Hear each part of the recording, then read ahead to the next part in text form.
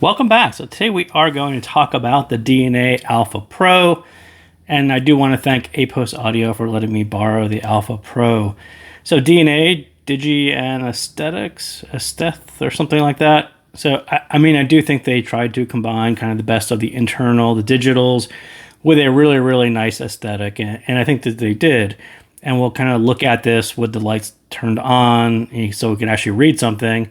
Otherwise, it's actually kind of one of these things that's actually quite hard to read, but they have really cool LEDs, so we'll kind of take a look at those in a second. But starting from the left, XLR, 6.35, 4.4, really bright LEDs, on and standby, gain, high, medium, and low. Outputs, I think that's powered out, line powered out, or line out, powered out, and then preamp, which is actually pretty cool.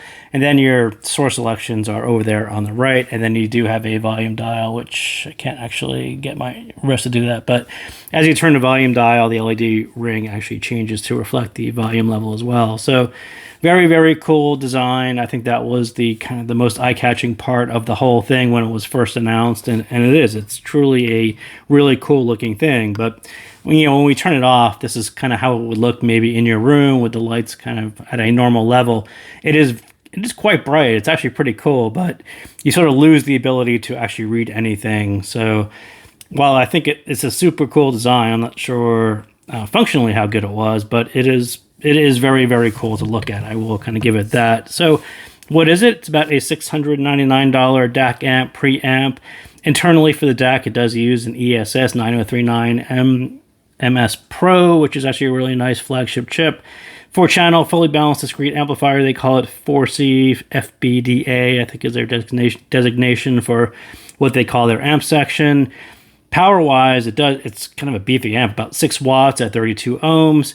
It does use an analog volume control, and I'll kind of mention this later, but I'm kind of used to the R2R style, the kind of clicky ones that click to half dBs. This one is a very smooth dial, so it's just kind of a design choice that they chose. Plus, they put cool LEDs around it. It does have a ton of inputs: USB, optical, coaxial, Bluetooth, RCA. Outputs is the same thing. You've got all 3 of these on the front. On the back, you've got XLR, RCA, and so lots and lots of inputs and outputs, which is actually super handy, especially for a amp at this price. You kind of need all of those. It does have a near zero output impedance, which is kind of good for IEMs all the way up to your big planar cans. And I'll say that just to begin with, on most amps, I tend to test them with IEMs. Someone actually asked me the question, like, hey, how come your opinion on some amp differed from someone else? And I went and kind of looked at someone else. I'm like, oh, well, because they primarily test on headphones, and that particular amp happened to be a little bit underpowered. I'm like, well, what's underpowered for headphones is perfectly fine for IEM. So I tend to give you an IEM point of view. So do be aware that if you are a headphone person, do pay attention to pretty much everyone else reviews amps or listens to amps with headphones. I tend to focus mostly on IEMs because that's what I listen to. So we'll talk about some of the good things about the D&A Alpha Pro, a couple of nitpicks to it, but I think right away, pulled it out of the box, plugged it in. I think on first listen, it really hit my expectations. It just sounds right. It makes IEM shine. And I think people have this weird impression that every amp is just perfectly transparent. It's just amping what's there. If implementing correctly, there's no difference between one amp and the other, but that rarely ever happens. Usually you plug it in an IEM and it sounds slightly off, slightly colored in some way. I tend to use topping SMSL, so I'm very used to this kind of reference, flatter style sound. Not every amp does that. Some are warmer, some are more colored, some are more analytical. There's a whole range of kind of coloring that you see, especially on the amp sections. On this one, I will say it's pretty much on first listen, this was exactly what I was expecting to hear, right along the lines of my toppings and SMSL. It just sounded right. I had no desire to unplug it due to sounding off or not pairing well. And again, there are some amps that I just kind of plug them in. I'm like, yeah, this is okay, but it doesn't really make my IEM shine. It colors them in a way that's not all that attractive or appealing to me. And I say on a scale of transparent to colored, this one is way closer to transparent. Maybe closer to a reference style sound than adding any warmth. And on the other side, I don't think there's really any extra sharpness to it. There's not kind of this analytical lean to it. If you're familiar with flatter sources, like I said, the toppings and the SMSLs, this is kind of right there. And again, this is right along the lines of my preferences. As soon as I plugged it in, I could just listen to it. Like I don't care what amp, if I was listening to my topping or the Alpha Pro, not really that much of a difference. This was pretty much right along the lines of an amp that I would purchase for myself. This style signature is exactly what I prefer. So, and I'll say, while this one isn't really cheap, it's about $699, it does have a very useful set of inputs and outputs. 6 watts is a ton of power for your headphone people. There's room to grow around it rather than thinking about the next upgrade, right? You've got XLR 6.35, 4.4 on the back. You've got XLRs if you want to add a tube amp or use this as a preamp. It does have RCA inputs. Like, you can pretty much grow with this for a while without thinking about, well, what's the next thing that D&A is going to come up with that is going to be the bigger thing.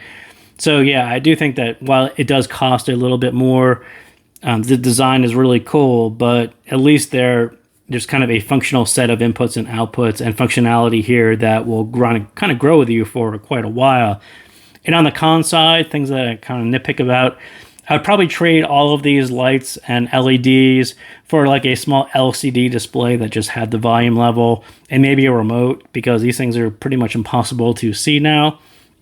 And as I said, I got used to, I think this is cool. It's actually a really cool, smooth volume. They call it the NJU 72315, the best in market style volume. But I really got used to some of the clickier R2R relay based volume systems. That's just something I got used to, but I don't really have any problems with this one. But do be aware that there are quite a few other amps that use the R2R relays, and this one does not. And the used one, so on Apos Audio, I don't know if it's this particular one, because this is the touring one, or if they have another used one, but there was a used one up for sale for about $559. And I wish this was basically the regular price for this one. I mean, I always want Dyson amps to be a lower price, but on this one in particular, I do think it sounds great. Like, I plugged it in, it sounds exactly what I would want it to sound like. But I also say that at that price, at $699, it either needs to be class-leading sound or class-leading functionality. And I'm not sure this one really hit either mark. It just sounds really, really nice. But if you had this lined up with a bunch of other amps, would you necessarily pick the one and say this one sounds better than the group? And I think it just kind of hit mid-pack for me as far as sound quality. Like, it sounds really, really good, but it wasn't like the Yulong Dart, which had that really nice Class A amp, and I would have said that, yeah, that thing, when I plugged it in, I'm like, that thing made IAM shine. It was a really, really nice amp section. This sounds really good. It sounds pretty much like things that I already have, so I didn't necessarily have the need to purchase it. And I'll kind of say it there. I would certainly consider it at the used price, but there really wasn't enough there that I said, well, I got to have this one. Like, the lights and the aesthetics of it, not really my thing either. But, I can kind of understand if this one came up for sale at a used price, that was kind of right in my budget. I would probably have no problem picking it up. It's a really, really solid amp. But as far as trading in something I already have for this one, yeah, probably not. I think what I have is too close to what this is, and it didn't really extend what I already have into a direction or something better, sounding better, or functionality better that I don't already have. So I will acknowledge that it is super cool to look at, and it's a really, really nice sounding amp. But, if I didn't have a bunch of other ones, I would probably consider it, and I would most definitely consider it at a used price. So that is what I got on the D&A Alpha Pro. So thank you guys again for tuning in, and I'll see you next time.